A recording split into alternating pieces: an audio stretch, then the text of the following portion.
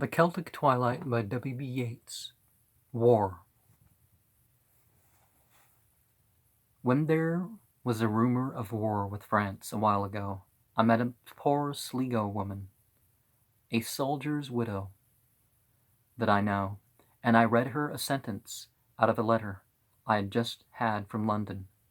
The people here are mad for war, but France seems inclined to take things peacefully, or some like sentence.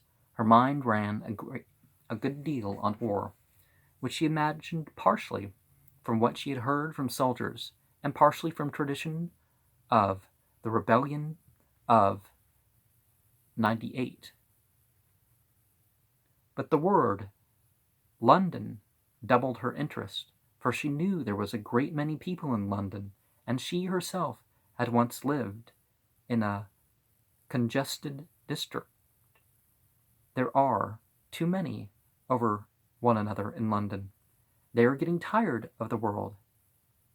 It is killed they want to be. It will be no matter. But sure, the French want nothing but peace and quietness. The people here don't mind the war coming. They could not be worse than they are. They may as well die soldierly before God. Sure, they will get quarters in heaven.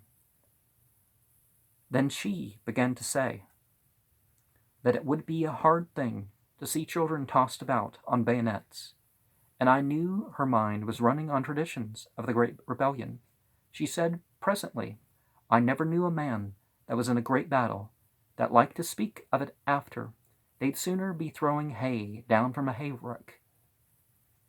She told me how she and her neighbors used to be sitting over the fire when she was a girl, talking of the war that was coming, and now she was afraid it was coming again, for she had dreamed that all the bay was stranded and covered with seaweed.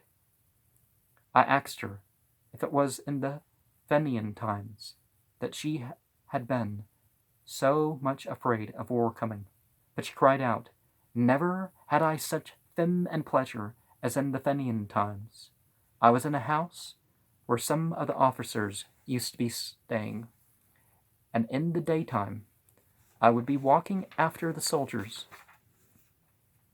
band, and at night I'd be going down to the edge of the garden, watching a soldier with his red coat on him, drilling the Fenians in the field behind the house.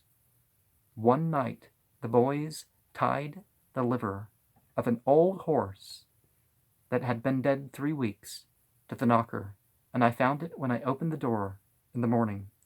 And presently our talk of war shifted, as it had a way of doing, to the battle of the Black Pig, which seems to her a battle between Ireland and England, but to me an Armageddon, which shall quench all things in the ancestral darkness again.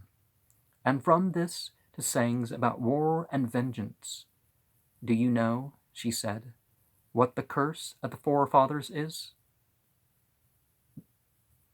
Four. They put the man-child on the spear, and somebody said to them, You will be cursed in the 4th generation after you. And that is why disease or anything always comes in the 4th generation.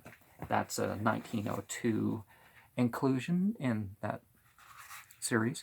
And we must remember, as I have said before, the 4 types of people, the 4 types of curse is for the people of the war. Those who fight to extend borders.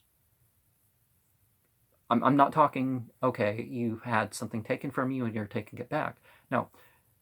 If you fight to increase the borders, if that's your purpose, then you're cursed.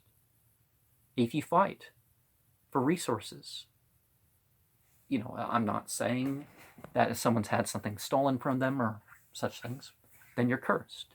If you fight to capture slaves or POWs, as we might say, then, again, I must remind you that you are cursed. If you fight to force conversion, because you are cursed. The freedom to believe or disbelieve should be there. Aside from the extras of war, yes, you may acquire workers, or your country may acquire workers, resources. Your country may get bigger. But if you're not fighting in self-defense, if you're not fighting in defense of the innocent, with certain limits upon whom you are to kill, don't even kill an innocent man, let alone the women and the children and the needless destruction. We need to consider these things in war. So I'm not going to refute war altogether, just pretty much every war that ever has been.